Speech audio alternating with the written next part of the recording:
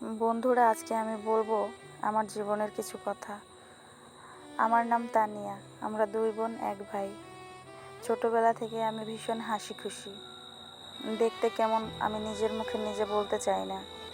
তো যাই হোক বন্ধুরা, দেখতে দেখতে যখন বয়স 12 বছর হলো, তখন আমার বাবা মা একটি ছেলের সাথে আমাকে বিয়ে দিল। ছেলেটা আমাকে দেখেই পাগল হয়ে গেল যে আমাকে বিয়ে করবে। বাবা মার কাছে প্রস্তাব দিল, আমাকে বিয়ে করে নিয়ে গেল। বিয়ে করে যখন আমি বাসায় আসলাম, তখন আমি শুনতে পাই যে আমার হাজব্যান্ড আগেরই বিবাহিত ছিল। আমার সেই হাসি খুশি নষ্ট হয়ে গেল সেই দিনই। আমি অজ্ঞান হয়ে পড়ে গেলাম উঠানের উপরে। আমি যদিও 12 বছরের ছিলাম, এটা বুঝতে পারতাম যে একটা অবিবাহিত মেয়ে কখনো একটা বিবাহিত ছেলের সাথে এইভাবে বিয়ে হতে পারে না। কারণ আমার অনেক স্বপ্ন ছিল আমি পড়াশোনা করব। তারপরে আমার যখন বয়স হবে, তখন ভালো একটি ছেলে দেখে আমাকে বিয়ে দেবে। সে দেখতে যেমনই হোক না কেন, তার চলাফেরা, তার কথাবার্তা, তার নম্রতা ভদ্রতা দেখে যেন আমি মুগ্ধ হই। তো যাই হোক বন্ধুরা, আমার বিয়ের পরে আমি শুনতে পেয়ে তখন আমি ভীষণ কষ্ট পেলাম। আর সেই কষ্টটাই সারা জীবনের জন্য আমার সাথে লেগে গেল। আমি কখনো এরকম হাজব্যান্ড চাইনি যে আমার বয়স যখন 12 বছর, তখন 32 বছরের একটি পুরুষের সাথে আমার বিয়ে হবে। আর সে 4 বছরের বিবাহিত, তার বউ চলে গেছে, আর এমন একটি ছেলের সাথে আমার বিয়ে দিবে। আমি দেখতে এতটাও খারাপ নই। গ্রামের মধ্যে হাঁটলে এখনও সবাই সুন্দরী বলে ডাকে। তো যাই হোক বন্ধুরা, সবই আমার কপাল।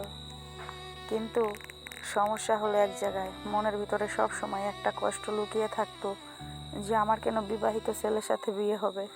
আমি কখনোই মানতে পারি না কথাগুলো। তারপরে যাই হোক, সংসার তো করতেই হবে। আমি যাব না করেও অনেক দিন হয়ে গেছে আমি তাকে দেখতে পারি না। শুনেছিলাম কবিরাজি করে আমাকে নেওয়া হয়েছিল।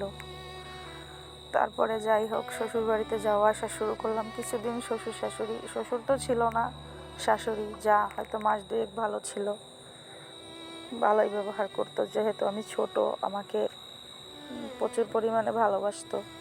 কিন্তু আস্তে আস্তে আমিও বড় হই, আর তাদের অত্যাচারও বেড়ে যায়। যেমন অত্যাচার, আমার খাবার দাবারে কখনো অত্যাচার করে নাই, আমার পোশাক আশাকেও কখনো অত্যাচার করে নাই। কিন্তু কিছু মানসিক যন্ত্রণা ছিল, যেমন উঠতে বসতে শ্বশুরবাড়ির খোটা, যেমন আমি কাজ করতে পারি না।